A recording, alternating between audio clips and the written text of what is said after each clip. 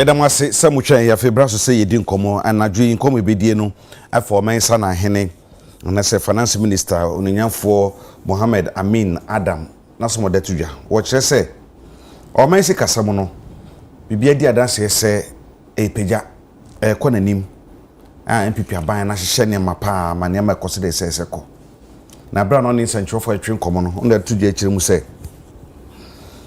some kind of podcast was the economy has recovered strongly and faster than many anticipated. Now we are handling over a strong economy. So we are handing over a strong economy. Also, Messi Kasamono, a sorry waka, a jan and now so ama ayobianwa. Na wodane omesi kasam a eye strong one hoden e de amaba fufuri okwan ben so ntino pani kasa asemi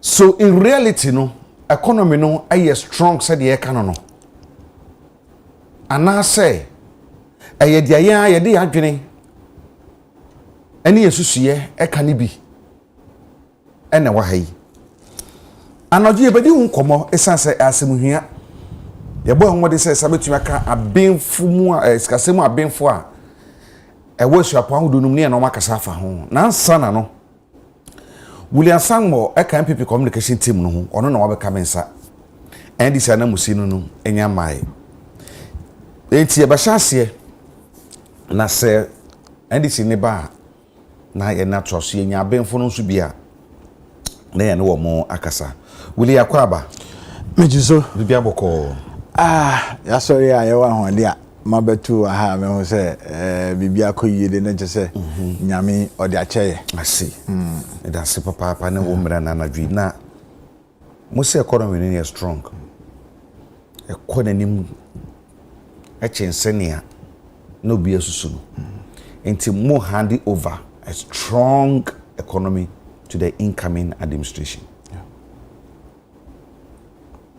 Yentiase chirimu yo menia nyumre de wafa yebechia ahwefo na menchia ye Dr. Mahmoud Bawumia ye flagbearer ye no coalition anko yamaye but newo no say Ghana for enim say MPP aban ye ba ye boy homodi and recording so chere say ye lose about one na I heavy to say we are heavy yeah. In the next 4 years no yet me be capture power enti Michelle Obia crying say MPP ni bia Michelle crying say see akoy djumadin na 2028 no nyame be shy ama yasan de agi power no e dey free NDC for sem enti ema obia be mbu ye nyina yenko grounds yenko tie party for ye electoral area for nyama edo makuma so let's get back down there na yenko ye djuma no na 2028 there inshallah nyame boa ebesa agi power ne biom na mentia my godfather Jonathan Odate Bedu godfather of Okankwesat na my former MP Honorable Ahmed Atta and region for national for nyina mo hwa abaton so nyina mi checha obia na mi krom for nyina lower manya krobo mi chiamo no also to be precise nyame enyamo kase minia minister asem na okan ye no okan say this year first quarter no GDP na it was 4.8%. Second quarter no e dey ba 7%. Third quarter e dey ba 7.2%. Enti o hwe nyama ACC no na che say eyeye den eba. Enti se udofo na funu ebeye na issue started to na hu say no buy no eye green eba wo fa wa woti hu say efu ya me do yi de I think say ma don at the right time enti issue na eguso no ebema efu na ye den akoninim okayem e kan say even inflation cry at the time be equal 54% but then ye kasai aba abedu 23%.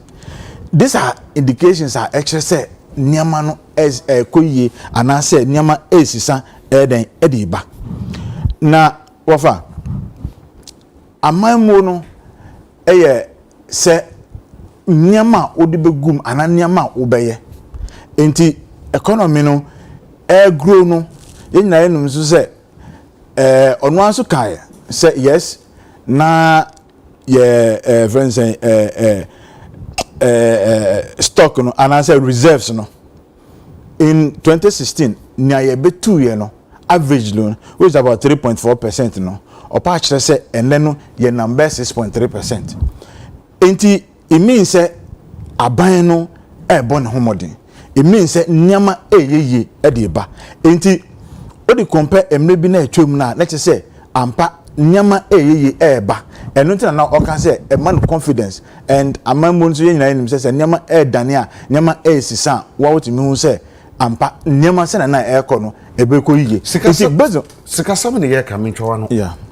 Ye ka sikasam e say reflect e wo me a metinchen no. Yeah. Masetenam. Yeah. E say reflect e wo me a metinchen no mabrabom. E say reflect wo me a metinchen me botom. Bibisa say sa economy ye ka wasam say ba soro ko soro bon homoden ye strong na sifue. In reality no e strong.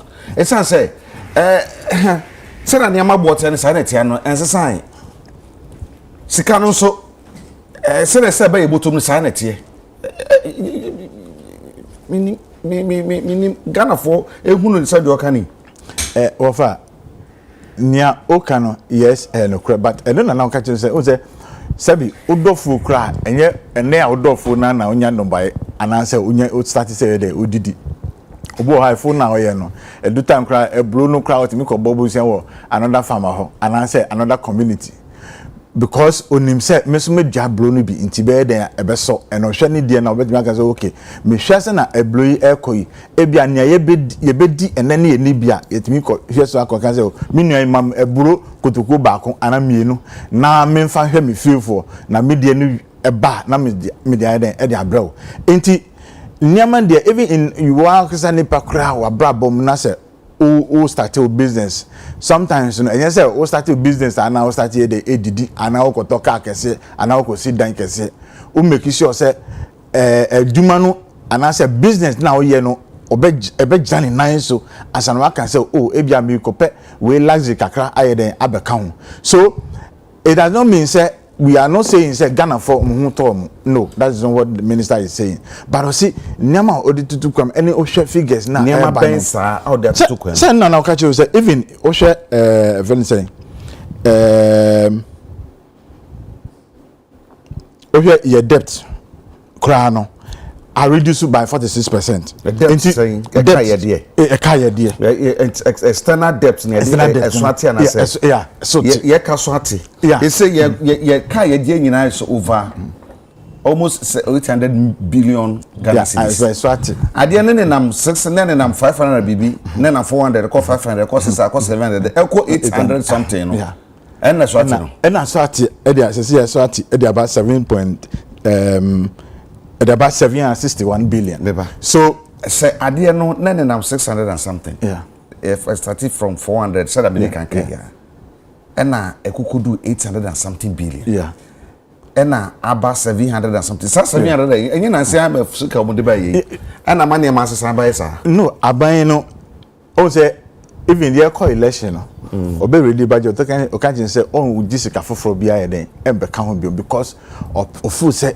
Baby ayakodun ese yemia yenim ne excuse gwe oni manage na yemfa mo fa ma yen na se yen ese yenko yen ese yenko we sure wo fa yen ese yenko say o can say o person reduce and I'm saying say option can say we mpa ye reduce 46.something% I reduce no or hwe say ye beko yenim kakra na ye daba e 55% nyama o make sure say ye home beto ye and na make can it does not mean say and we are not saying say Ghana for mu to no but o share indicators ni say ye koyenim and kakra wafa ye be do baby I person ye den ye do and you see near fe no so say wafa sikaya anabuzi busia ya o kan ni nyina no NDC for na enti o kan say ye ja mo economy be bo mo so say wafa ya ye nema bebre ya ye interchanges bebre ya ye railway sector sa nyama ni nyina ebe bo mo ma se ne wafa se work your friend say ebia in a day no na bia o say traffic o say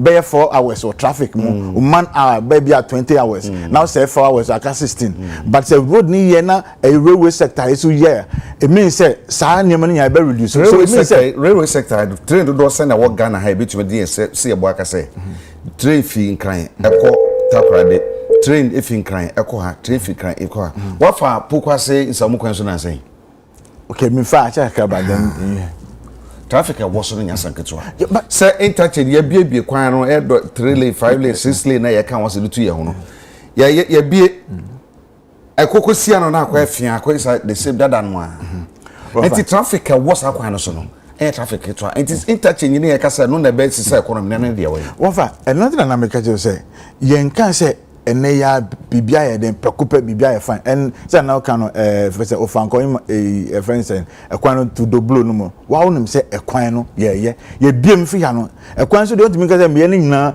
preocupa ba ye biem fi ha no ye guso aye adwuma no so we are saying say and China man nyina nema ebeboa ye nuanom a NDC for omubaya me brother abetra high our share white you know say onim say economy white na wa chane chese onim say ampa John Dramani Mahama abai economy no epiki kakraka nte beboa omo mama de ombeboa Ghana for so we are not saying say Ghana ni bia ne ho to no but indicators and I say nyama ehihim ni nyama ne chese aban no friend John your former president John Dramani Mahama and now president elect and in the crop for abai no footage no solid into almost gina so springboard betimi ehwi eyi I say friends ye ko events triple jump and I say we no baby a obegina a obehwi no say spring no etimi push wa otimi ko winim and so we are laid we say foundation there ye dey go from edamon mo begina so ma me ko ama no so tia wana memra na afi ye beto ankomo no so ofi ha Sabri Harrison Kojo aba ono no ba man di siafe no obeka yen sentini e be ko ama no she ba na makọ no so nchen Obinfo Godfred Bokpin professor na uskasem tutue mu wo University of Ghana prof we de da wase bebre ne wo mre ena anadwo yi yo member ajo ene tiefo ina ye dance papa Pamira finance minister said mamin kan said e be ye bia obeti asie ye o si okay speaking at a press briefing in Accra on Tuesday, 17th December 2024, Dr. Amin Adam stated that Ghana's economy has returned to a path of growth and stability despite the challenges of recent years.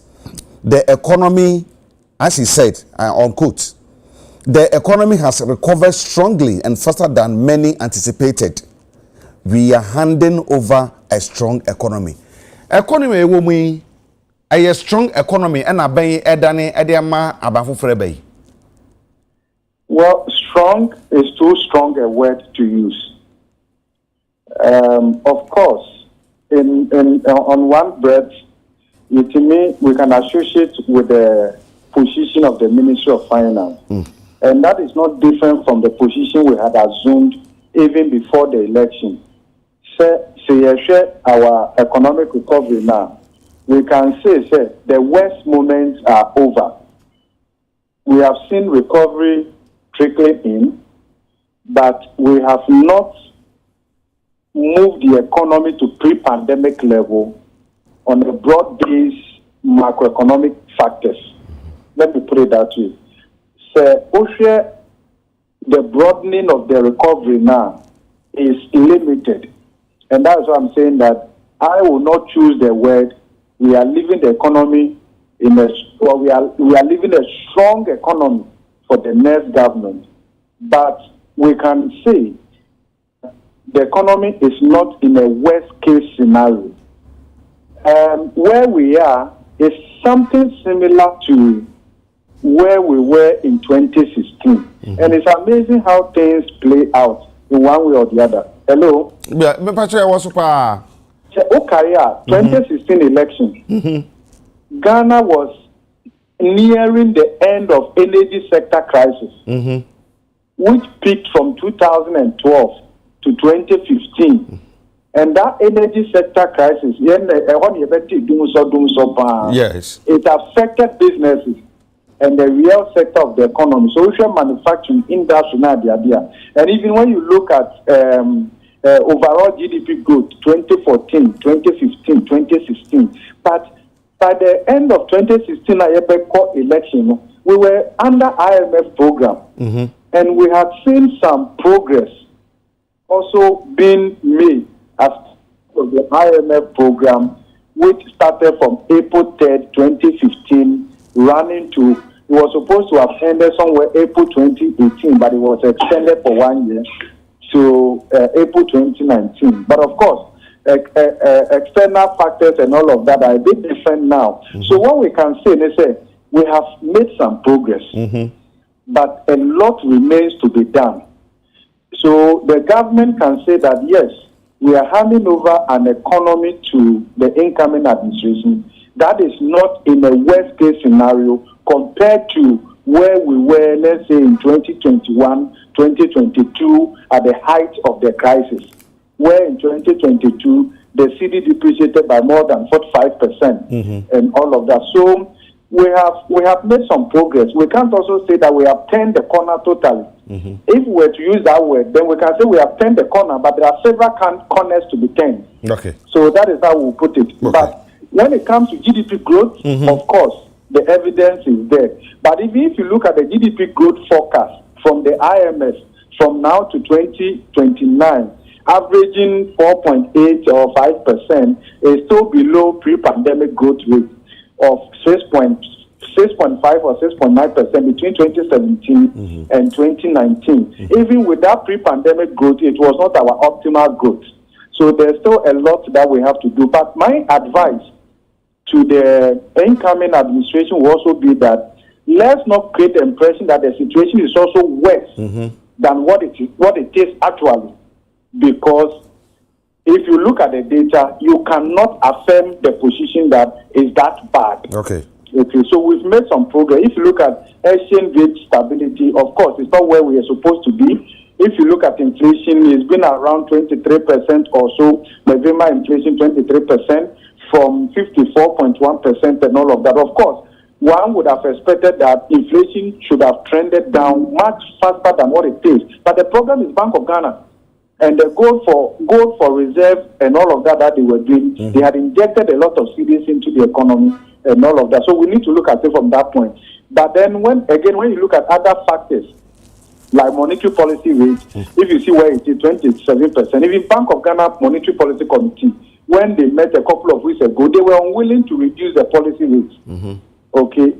So we've made some progress. Okay. A lot remains to be done. But of course, the incoming administration can take off from this position, knowing that some progress has been made, but a lot remains to be done. So with fresh energy, fresh mind, fresh vision, whether it's research for whatever, let's put our heads together. But I also think that this transition, how we pass comment on the reality on the ground and all of that, to also unsettle investors. Let's manage the transition smoothly and all of that. Let's stick to the data. Let's take the emotions out. The election is over.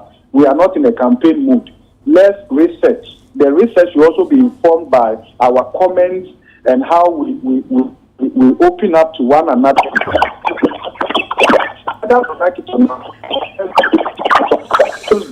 Okay. All right.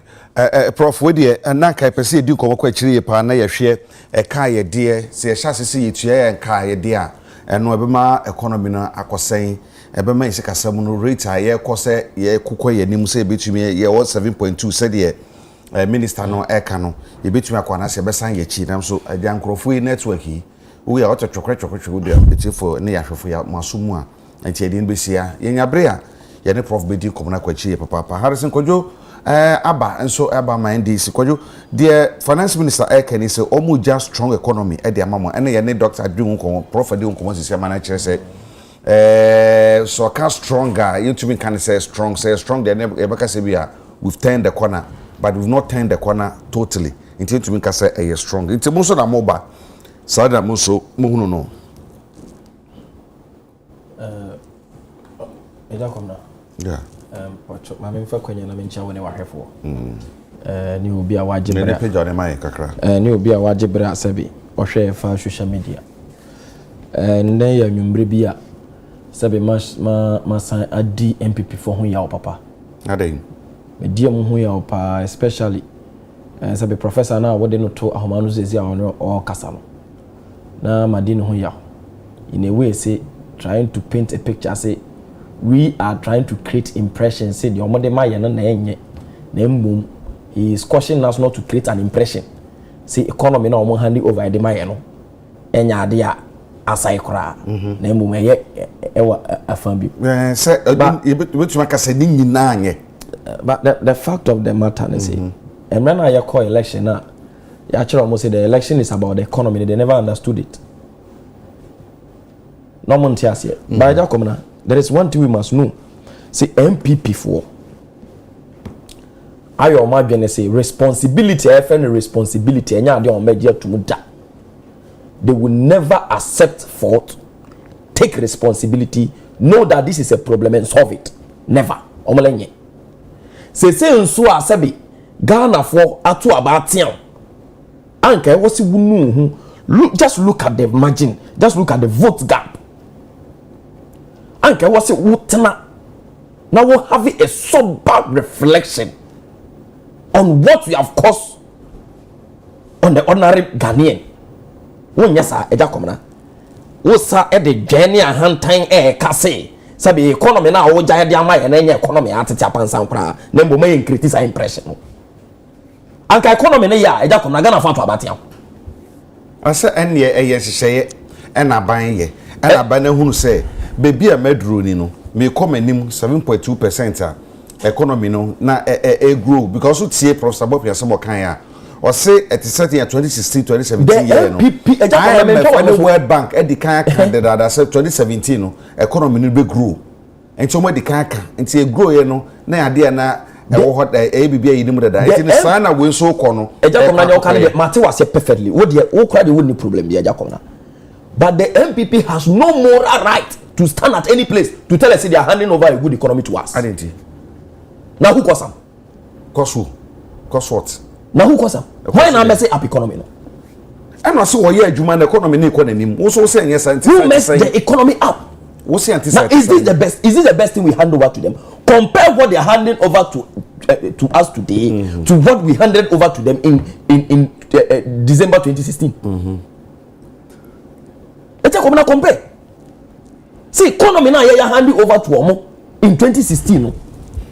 And then you handing over no? We should compare. By that one, I want to state one thing. I will not even go to the economic indicators. Try to compare and construct. I will not do that. What I will do, let's say, economy that is the best thing we must do. See, and now mena ye free in 2016. Now Ghana, you know, the ordinary Ghanaian, na sitting saying because they are the reason why we are here.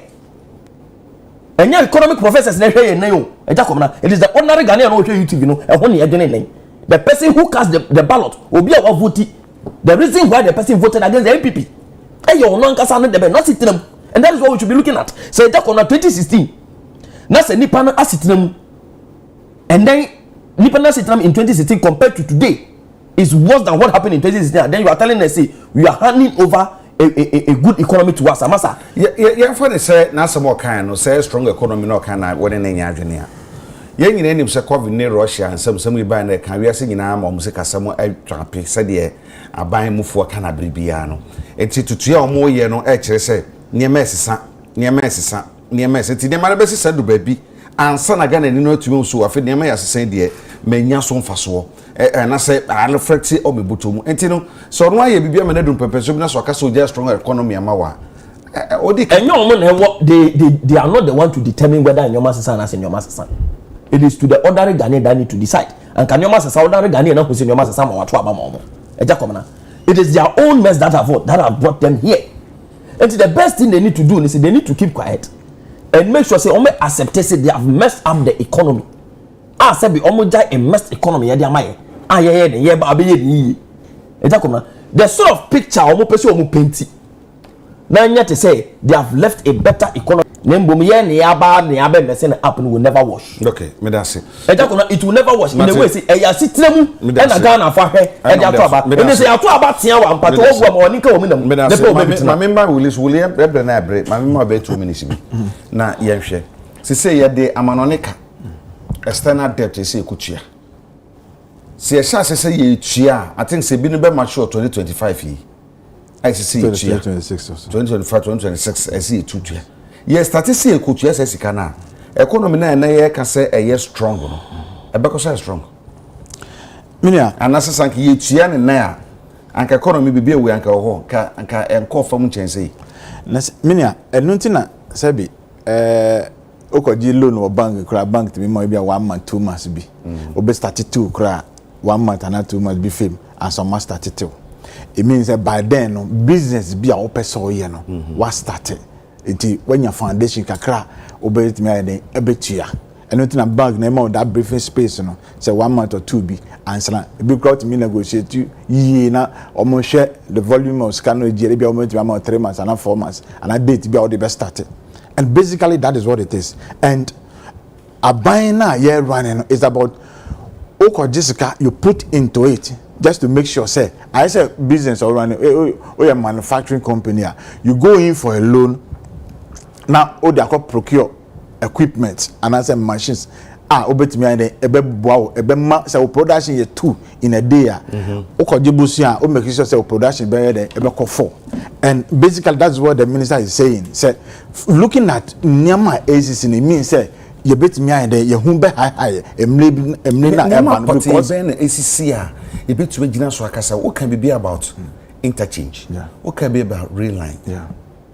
Ye misa say I investor baby I benya so ade na nkasa betua no ho ka aya na busia ne je no hyada anya den sa and tua ne hyada anya den interchange ese ayi to bi ani so a ye giska bi o baby rail line say di train kwan me as we speak me say that hu train bi a e bo adwuma e beka say train bo adwuma pa say de e bia ye ka no enti where are you going to get the money from to repay loan na yakokoje ye no and then I may start here me catch yourself offer interchange tool NC ho but interchange no and say interchange no na road ni here enhance even o staff e ba adwuma even say obi ba adwuma na obeka say traffic ma be car traffic minti nipa no say start adwuma 6 am wa be do about 7:30 offer o wa so hwa onim say ampa traffic aye den awe no nti sa 1 hour or 2 hours no ahiegu. Those are the things that are buying making sure say interchange ni banana pano be show abe ye juma be boy ye juma na e ma production be den e be ko nenim it means say production e ko nenim it means say also viewership e be ko nenim so it means more revenue e be ba amount for bebre so because of viewership e ko nenim amount for bebre so the advert be den e be ba and that is how a country is run into sa nema na aban ye no nema ebeboa and with the railway na o kan say no se nema ye de fa kwan so articulator to nam kwan so heavy loaded bia 30 tons or the nam kwan so se rail is na o kan no yes se rail ni mai na o kan wa se magitum but se ye rail no na rail no effective it means say sa trailer to no ebe reduce it is a road no e bia o ye now with trailer here enam so no road never last for 10 years so rain ni bana rain effective na sa load dem fa kwan no so sa kwan best made 20 years into kwan bi say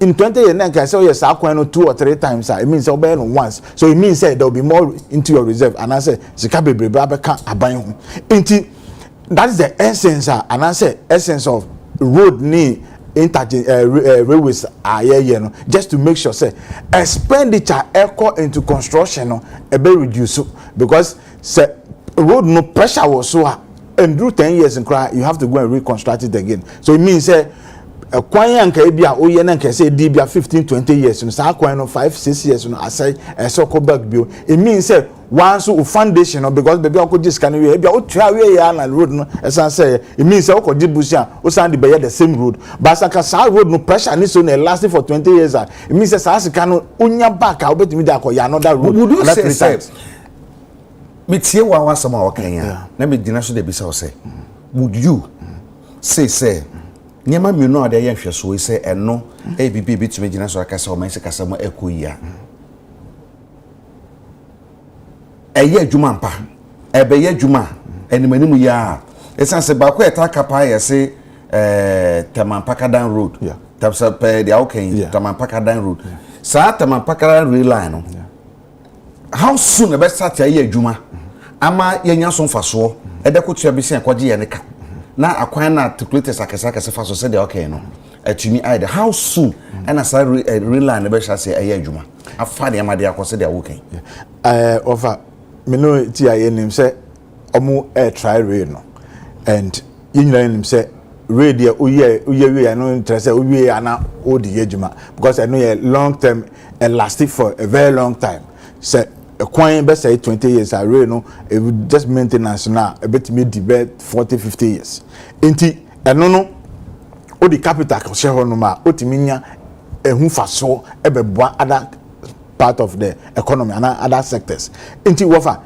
oman no de looking at what baby aye do sesia we share with the infrastructure by education nyama ye no kwalaya enyom na omunya titie a bebre o share friends a binum quite me ballot box on one of the two man kind of an development I be the ebeboa o man no e do time bia nkwala no kra bet ma develop bibia yensu ye beka say we are investing into it friends bibia ebe the nkoso ebe bro man no into wafa yes sana yeti han say ye papa no na enuanom ana say ye wofanom ebe ema education kakra eba ya fam yenso we are going back to make sure say ye be boa family no and basically no ohwe with nema aban aye over I can tell you for a fact say ye enuanom NDC for omoba na omuyom nema ya Ghana ebe konenim but nyewom ni say na menua yi kan say na 2016 omuja good economy look GDP then was 3.4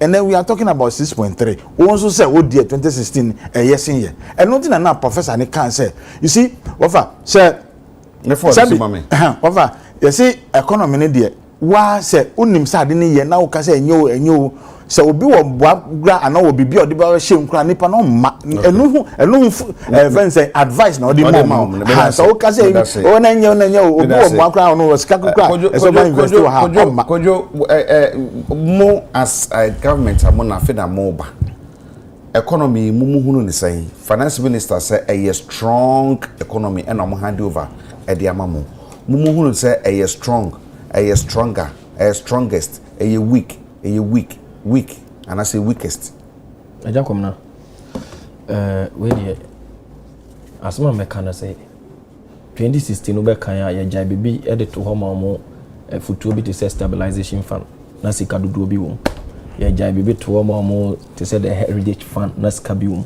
ya for me bibi to say the Exim Bank na sika e wo ho a say bi on betimi de adim yuma and the question was ye bisa e won say sa futuo no bia ya ajaja mo mo ndo ma ajaja bibi sa de amaye ejaba and then your maja to amaye ne ka e ka eta komna o maja to amaye ne kra ne say e ka no muntua e ka e da ni ma e dia tama e be sha se tua e sa 2025 ni 2026 e da ya ni anka normally no what the car wutua na kakra ba o mo de ka no kra o ma adwen so mo ne de o mo le ntwante e ka e da ho ba asama e be ka no say Ghana for na ahweso ya de ato abama because abandi ato awie economy ne nye abandi ato awie economy eti mon economy be na mo ba be so economy na ya ba be so mo na eja komna enye economy eye okay eye economy aye nyina ya gia tum si atete apansa enti na ato aba ate the previous administration de omokoi enti na ato enti ye bayi ye ba be ye ne ye ye den hihye ye ebetu akwan mu a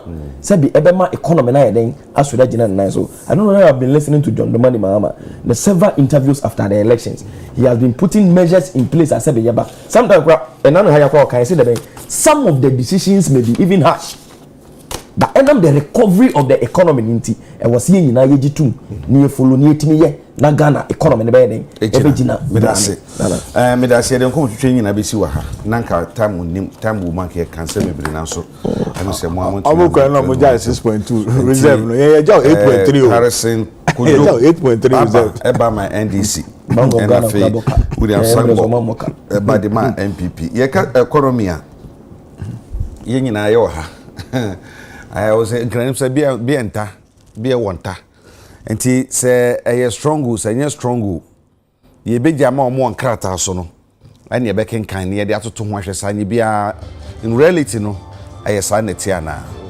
awie yɛbɛka ne agya bi adomdom yɛ ne a yɛbɛto aso kyana nopa ɛda mo nyinaa asɛm a mo no hwɛ ɛma mo de yie